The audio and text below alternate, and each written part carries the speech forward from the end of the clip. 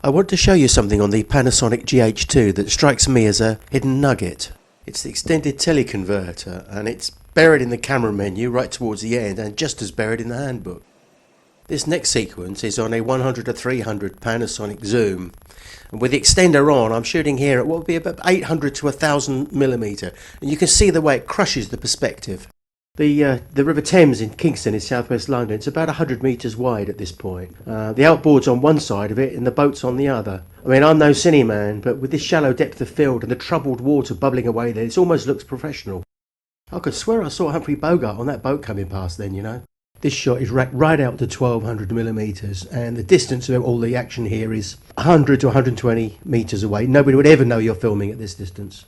This is on a pretty dull day, but you've still got your full f/6 aperture here, so there's no problems with the light whatsoever. Using an ultra-long lens makes you realise how much such lenses are used by Hollywood movie makers. I mean, if this lady were a line of Arab guerrilla fighters mounted on camels, and this was a hot day in the Sahara, and the riverside was sand dunes, well, this could almost be the opening sequence for Lawrence of Arabia. The next sequences show the touchscreen focusing in action. Points to note about the extended tele-converter are that there is no loss of our image quality or lens definition. The closest focus distance is unaffected, so the closest image size is doubled, and the maximum aperture remains the same. It sounds like magic, but whatever it is, you really are getting something for nothing here. This orange and walnut sequence is with the Olympus 45mm f1.8 lens. I've used it wide open and with the touch focus facility and with the tele-converter on.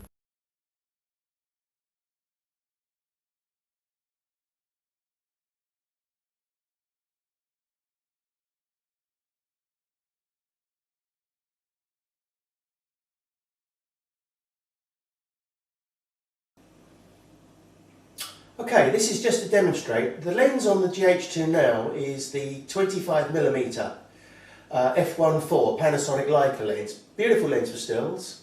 Equivalent of a 50mm standard lens for stills. But I'm actually using it here with the extended telephoto, extended tele on. What it means is it doubles up on movies only, but it will double up the size of the lens, the focal length of the lens, effectively, but without any loss of quality. So this is pretty remarkable because you've now got what is in effect on 35mm would be a 100mm f1.4 lens. That would be a big lens. This is a small lens, but the quality is as good as it would be not doubled up. That's pretty remarkable.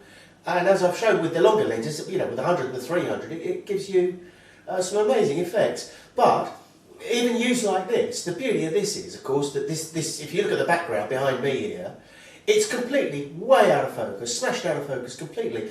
And that starts to look very much more professional than most cine stuff, most movie stuff that you see, especially stuff done on something what is basically a stills camera. This is quite remarkable to get that focus effect. I mean, it's just stunning. I wish I was a cine photographer.